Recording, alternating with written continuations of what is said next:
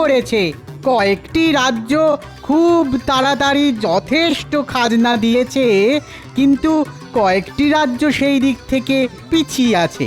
তাই নবাব বাহাদুর এগিয়ে থাকা রাজ্যকে পুরস্কৃত করবেন। সবার প্রথমে আমি ডেকে নেব কৃষ্ণনগরের রাজা কৃষ্ণচন্দ্রকে। বরাবরের মতো এবারও কৃষ্ণনগর থেকে আসা খাজনা আমার দরবারে অনেক আগে পৌঁছেছে এবং আমি তাতে ভীষণ খুশি। নবাব বাহাদুর উপহার স্বরূপ কৃষ্ণচন্দ্রকে তুলে দিচ্ছেন 1000 মোহর। সাবাস কৃষ্ণচন্দ্র, তোমার রাজ্যে এত ভালো ফলন, এত ভালো মৎস্য চাষ, উন্নয়নে আমি খুশি। এই নাও তোমার পুরস্কার। ধন্যবাদ, ধন্যবাদ জাহাঁপনা, ধন্যবাদ। মহারাজ, আপনার সম্মান মানে আমাদের রাজ্যের সম্মান। আজ আমাদের চাষি ভাই জেলে ভাইয়ের পরিশ্রমের ফসল আমরা পাচ্ছি। ঠিক বলেছ গোপাল। আর এর জন্য সব থেকে বড় ভূমিকা কিন্তু আমাদের বিজ্ঞানীর। ঠিক বলেছেন মহারাজ, বিজ্ঞানীর যুগান্তকারী আবিষ্কৃত সার এবং মাছেদের খাবারে আজ এই সম্মান। এরপর ডেকে নেব বর্ধমানের রাজাকে। তোমরাও বেশ যথেষ্ট খাজনা দিয়েছো, তাই তোমরা পাবে 500 মোহর উপহার।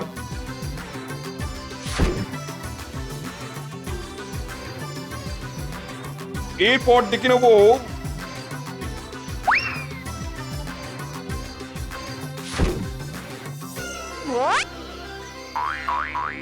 সব শেষে আসবে খাম্বাজ রাজ।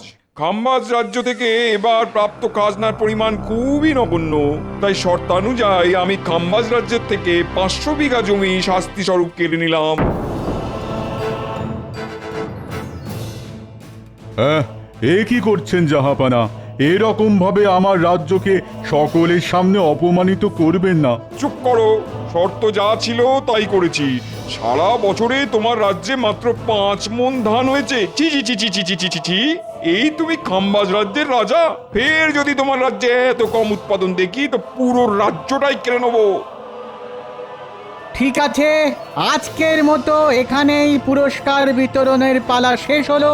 আপনারা সবাই আসুন।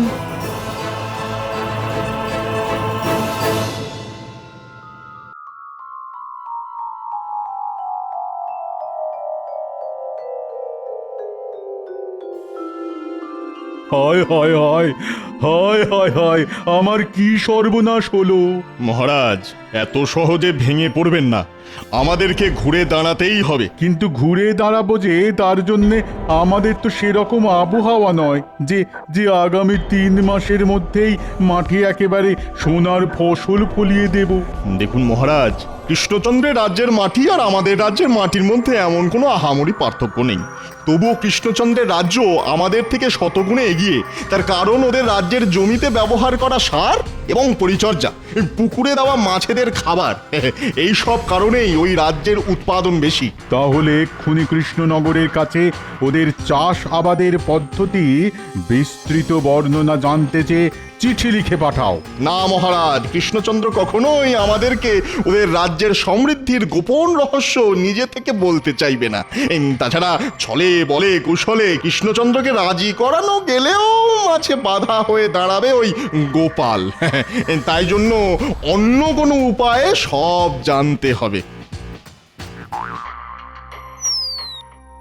পেয়ে গেছি কোন মন্ত্রী।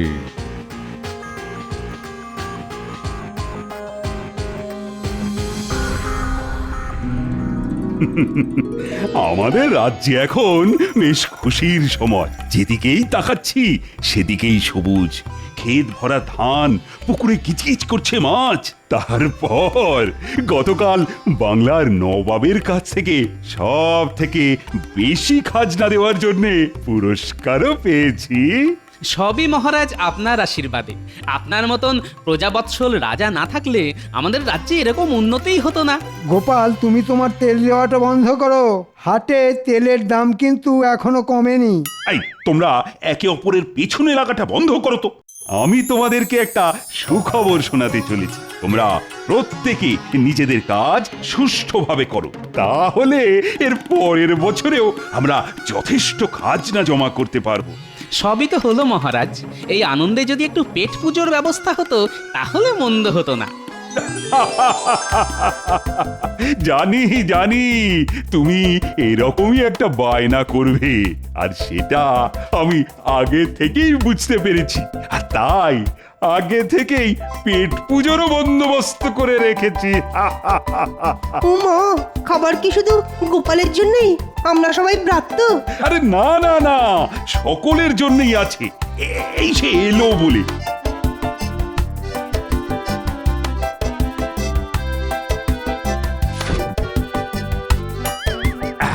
তোমাদের সকলের জন্য 1 হাঁড়ি করে দই আর 1 হাঁড়ি করে রসগোল্লার ব্যবস্থা করেছি, তাও আবার ভোলা ময়রার দোকানের। সাধু সাধু।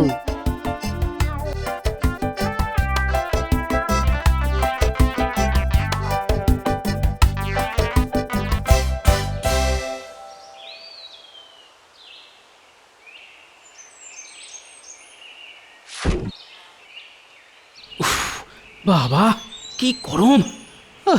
রসগোল্লা খাওয়ার জন্য মনটা কেমন আনচান আনচান করছে। এখনই কটা রসগোল্লা পেটে পুরে দিই।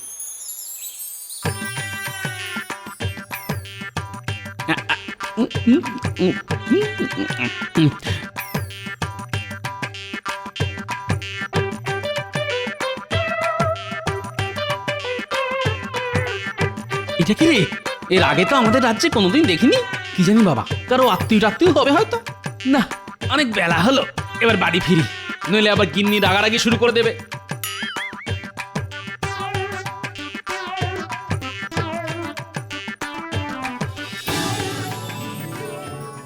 ওই গো, ও গিন্নি, কোথায় গেলে গো গিন্নি?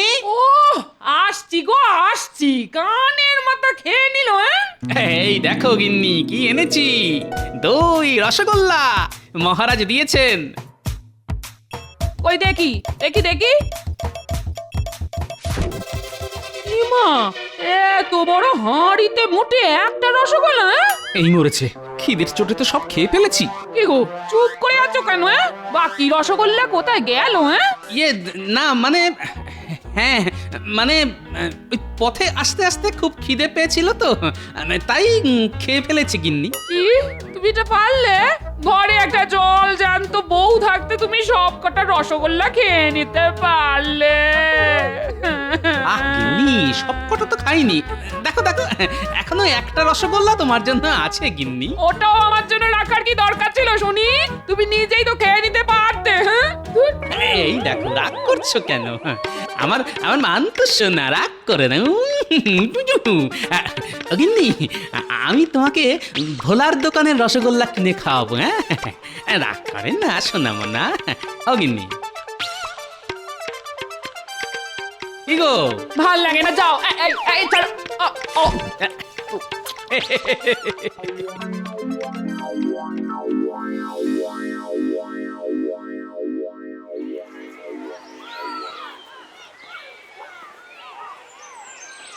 ওরে বাপরে, হ্যাঁ এত বড় হাট! আমাদের মহারাজের এসব দেখলে তো একেবারে চোখ ছানা বড়া হয়ে যাবে। আগে আগে সবকিছুর দামটা একবার একবার যাচাই করে নিতে হবে। হ্যাঁ ভাই, ও ভাই, চাল কত করে ভাই? কোন চাল নেবেন বলুন? জয়া রত্ন 1 টাকা কেজি, আর বাঁশকাঠি 1.5 টাকা, আর দেরাদুন গোবিন্দভোগ 2 টাকা করে কেজি। ওরে বাবা, এত সস্তা! হ্যাঁ, আমাদের ওখানে তো ওই গোবিন্দভোগ চালই 4 টাকা কেজি। নিশ্চয়ই উৎপাদন বেশি হওয়ার কারণে দাম কম। হ্যাঁ। কি দাদা, কি ভাবছেন? কি চাল দেবো বলুন বলুন? না দাদা, আজ থাক, পরে একদিন আসবো।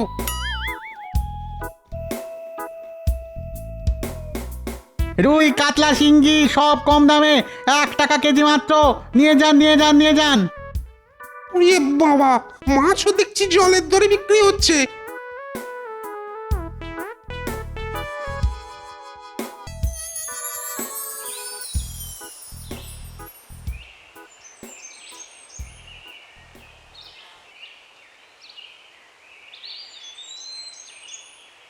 এই যে চাষি ভাইয়েরা, এদিকে এদিকে এদিকে একটু শোনো। কি আমাদের ডাকছেন? হ্যাঁ, তোমাদেরই। এদিকে একটু শোনো না, একটু। আমাকে চাষ করার পদ্ধতি, ব্যবহার করার সার সব জেনে নিতে হবে। বলুন বলুন কি বলবেন? বলছি, শোনো না, ওই আমারও না চাষ করার অনেক দিনের ইচ্ছে, ওই কিন্তু করতে পারছি না। কেন দাদা, জমির অভাব নাকি? না না, জমি আমার অনেক আছে, অনেক জমি। আমার শ্বশুর তো জমিদার, আর শ্বশুরের একমাত্র মেয়েকে আমি বিয়ে করেছি। তাহলে চাষ করুন, কে বারণ করেছে? ওখানেই তো মুশকিল ভাই, কি চাষ করব, কখন চাষ করব, সেটাই ঠিক মতো বুঝি না। তোমরা যদি একটু আমাকে বুঝিয়ে বলতে তাহলে খুব ভালো হতো। হা হা হা হা হা। এই ব্যাপার, চাষ খুব একটা কঠিন ব্যাপার না, তবে পরিচর্যাটাই আসল ব্যাপার। আমরা তো মোটামুটি 3 রকম ধান ফলাই, আউশ, আমন আর বোরো। আর শীতকালে রবি শস্য, গাজর, ফুলকপি, শাকসবজিও চাষ করি। বাহ বাহ, তোমরা কত কিছু জানো। এটাই তো আমাদের পেশা, আর আমরা জানবো না? আচ্ছা আচ্ছা, কিভাবে চাষ করো আর কি সার দাও? ধান চাষের ক্ষেত্রে প্রথমে তো বীজ ধান বুনতে হয়, তারপর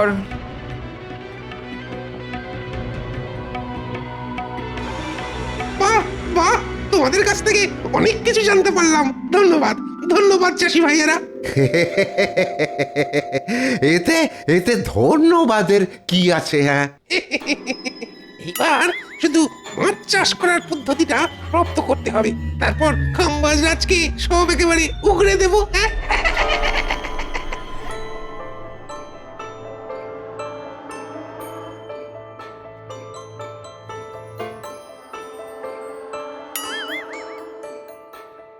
এই টেকো ব্যাটা কি রে? মাঝে মাঝেই রাস্তায় দেখি। যে হোক বাবা, আমায় এখন বাজার নিয়ে বাড়ি ফিরতে হবে, নইলে আবার গিন্নি অশান্তি শুরু করে দেবে।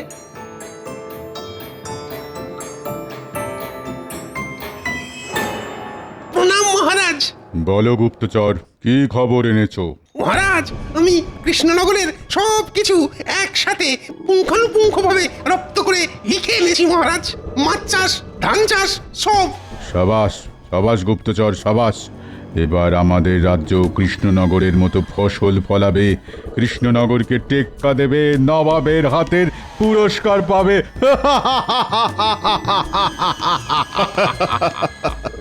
মহারাজ, চাষি ভাইদের সাথে আমি বেশ ভালো মতন বন্ধুত্ব করেছি। এরপর ওদের কাছ থেকে শীতকালের রবি শস্য চাষের পদ্ধতিও জেনে ফেলবো মহারাজ। সাবাস গুপ্তচর, তুমি এই টুলির মতো একেবারে কৃষ্ণনগরে সেঁটে যাও। যখন যা তথ্য পাবে তৎক্ষণাৎ আমাকে জানাবে। অবশ্যই মহারাজ, অবশ্যই, নিশ্চয়ই জানাবো। আচ্ছা ঠিক আছে, এখন এসো। আমার বকশিসটা মহারাজ। মন্ত্রী, গুপ্তচরকে 100 মোহর বকশিস দিয়ে দাও। যথাজ্ঞা মহারাজ।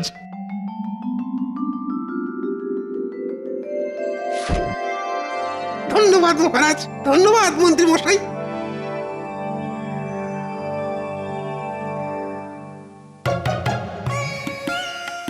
আমাদের নবাব বাহাদুরের কাছে ত্রৈমাসিক খাজনা জমা পড়েছে।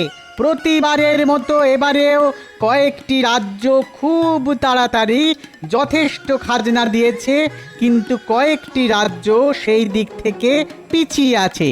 তাই নবাব বাহাদুর এগিয়ে থাকা প্রথম রাজ্য দুটিকে পুরস্কৃত করবেন। এবার সব থেকে বেশি খাজনা জমা করেছে এ কি, খাম্বাজ রাজ্য? হ্যাঁ জাহাপানা, খাম্বাজ রাজ্য এবার সব থেকে বেশি খাজনা জমা দিয়েছে। সাবাস খাম্বাজ রাজ, আমি তোমার উপরে বেশ খুশি। প্রথম পুরস্কার হিসেবে 1000 মোহর তুলে দিচ্ছি খাম্বাজ রাজের হাতে।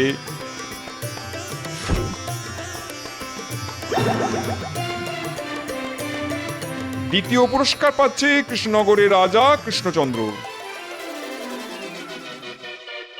ছি ছি কৃষ্ণচন্দ্র, আমি তোমার কাছে এটা আশা করিনি। তুমি বরাবর সব থেকে বেশি খাজনা দাও, এবার কি করে খাম্বাজ রাজ্য তোমার রাজ্যের থেকে বেশি শস্য উৎপাদন করলো? হ্যাঁ, সেটা তো আমিও বুঝতে পারছি না।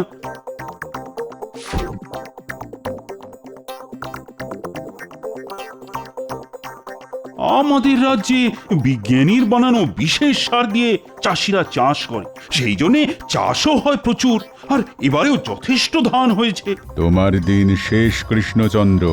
এবার থেকে আমার রাজ্যে সব থেকে বেশি চাষ হবে। সারা রাজ্য জুড়ে চাষ করব। তোমারই বিজ্ঞানীর বানানো পদ্ধতিতে সার ব্যবহার করব, তুমি টেরও পাবে না।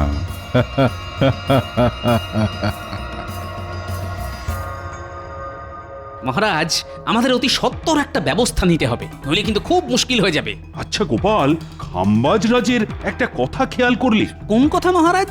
ওই যে আমাদেরই বিজ্ঞানীর বানানো পদ্ধতিতে সার বানাবে আর আমাদের থেকেও বেশি চাষ করবে, কিন্তু খাম্বাজ রাজ সেটা জানবে কি করে? গুপ্তচর মারফত জানতে পারে। ঠিক ঠিক বলেছ গোপাল। বিজ্ঞানী কখনো সার প্রস্তুতির কথা কাউকে বলে দেবে না, ওরা নিশ্চয়ই কোনো চাষির কাছ থেকে জেনেছে।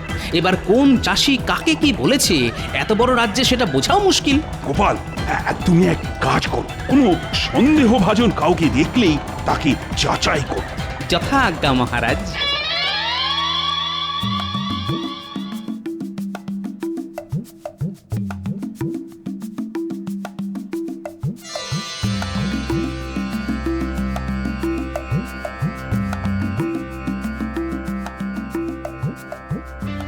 হলো কি, তুমি সেই বিকেল থেকে এদিক থেকে ওদিক আর ওদিক থেকে এদিক করছো? চিন্তায় গিন্নি, চিন্তায়।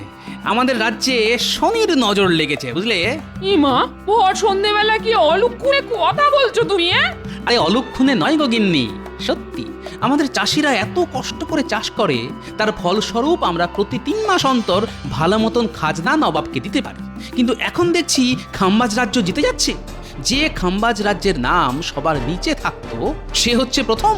উমা গো, এ কি সর্বনেশে কাণ্ড! হ্যাঁ, সর্বনাশ বলে সর্বনাশ। উনি আবার প্রকাশ্যে একরকম হুমকি দিয়েছে, ওরা আমাদের রাজ্যের উপায়ে সার বানিয়ে চাষ করবে, কিন্তু আমরা বুঝতেও পারবো না। ওমা, সে কি গো? তার মানে নিশ্চয়ই গোপনে গোপনে গুপ্তচর এসেছে আমাদের রাজ্যে। হ্যাঁ, কিন্তু কে সেই গুপ্তচর সেটাই জানতে হবে। হলেও হতে পারে, ওই লোকটা হলেও হতে পারে। কোন লোকটা? পরে বলবো গিন্নি, পরে বলবো। এখন দুটো খেতে দাও দেখি, খুব খিদে পেয়েছে।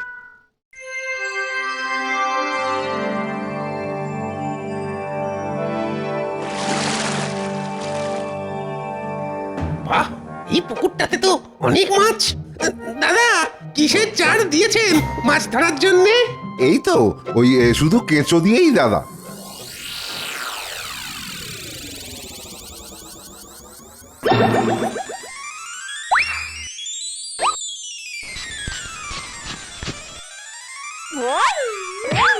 ওরে মদন, তুই কবে এলি? হ্যাঁ, বুকে আয় ভাই, বুকে আয়। মদন? কে মদন? তুই আবার কে? মনে নেই? আমি আর তুই ছোটবেলায় কুম্ভ মেলায় গেছিলাম, তুই হারিয়ে গেছিলি, কান্নাকাটি করছিলি। কি যাতা বলছেন আপনি? আমি মদন টদন নয়। সে কি করে হয়? এক মুখ, এক চোখ। আরে বাবা, না না, আপনার কোথাও ভুল হচ্ছে। আমি মদন নই। আমার 14 গোষ্ঠীতে কারোর নাম মদন ছিল না। তাহলে তুই কে? আপনি আপনার নিজের কাজ করুন গিয়ে। আমি কে জেনে আপনার কি লাভ? হ্যাঁ, বেটা খুব চালাক, নিজের পরিচয় দেবে না। বেটা টাক গরম করে তবেই ছাড়ব। সবাইকে বলতে হবে একই রকম ভাবে টাক গরম করতে, তবে যদি নিজের পরিচয়টা দেয়।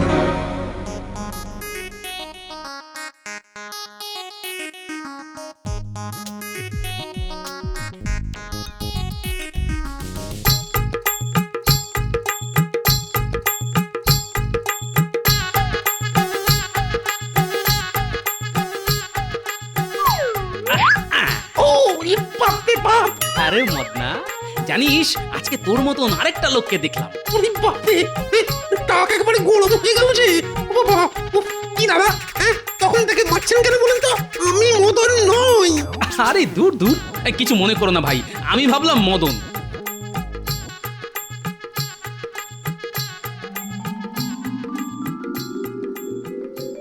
ও পুটির বাবা, এদিকে শোনো।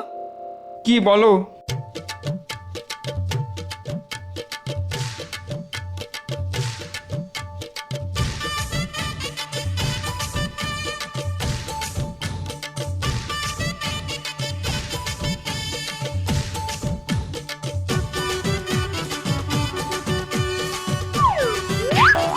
ওরে মদন রে, কতদিন পরে তোকে দেখলাম রে। ভাই কবে এলি ভাই? আমাদের বাড়ি চল। কোথায় আছিস ভাই? দূর বাবা, কে মদন? কোথাকার মদন? হ্যাঁ, কি যাতা বলছিস তুই? তুই তো আমাদের হারিয়ে যাওয়া বন্ধু মদন। তোকে এরকম টাকে মারলে রেগে যেতিস। উফ, ওরে বাবা, মারছিলি কেন? এই মদন, বল না ভাই, তুই কবে এলি? তুই না বললে আবার টাক গরম করবো। উফ, এই তো আচ্ছা মুশকিল। হ্যাঁ, তুই বলবি নাকি? বলছি বলছি বলছি আমাকে আমাকে খাম্বাজ রাজা পাঠিয়েছে কৃষ্ণনগরের ওই চাষাবাদ সবকিছু পুঙ্খানুপুঙ্খ জেনে ওনাকে বলতে। তাহলে আমাদের রাজ্যেও ভালো ফলন হবে আর কি। ও এই ব্যাপার, তুই এই সব কিছু লিখে দিবি আর নবাবের সামনে গিয়েও বলবি, নইলে মেরে তোর টাক একেবারে গরম করে দেবো। আচ্ছা, ঠিক আছে ঠিক আছে। কি কাম্বাজরাজ, তুমি তার মানে এই উপায়ে কৃষ্ণনগরকে হারিয়েছো? ছি ছি ছি ছি ছি ছি ছি। না ইয়ে মানে ওসব মানে শুনবো না। আজ থেকে তোমার রাজ্যের 1000 বিঘা জমি আমি কৃষ্ণনগরের নামে করে দিলাম। ফের যদি এরকম নকল করতে দেখি, তোমার পুরো রাজ্যটাই ওদের দিয়ে দেবো। ক্ষমা করুন জাহাপানা, জাহাপানা ক্ষমা করুন, ভুল হয়ে গেছে। আমরা তাহলে এখন আসি। হ্যাঁ এসো। চলি হে টেকো মদন। ওরে ওরে, আমি মদন নই। সাবাস গোপাল, সাবাস। ওহ, তোমার বিচক্ষণতার জন্যে আবার আমাদের রাজ্য বেঁচে গেল। তোমায় যে কি বলে ধন্যবাদ জানাবো জানি না গোপাল। ধন্যবাদ জানাতে হবে না মহারাজ, শুধু 2 হাঁড়ি রসগোল্লা পেলেই হবে। 1 হাঁড়ি আমি খাবো আর 1 হাঁড়ি আমার গিন্নি।